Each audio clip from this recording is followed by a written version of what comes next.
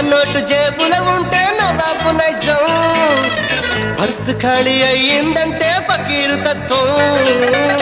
కళ్ళు లేని ముసలవ్వలకు చెయ్యందిస్తా, అడిచిపోరు ఎదురుగా వస్తే బళ్ళికిలిస్తా.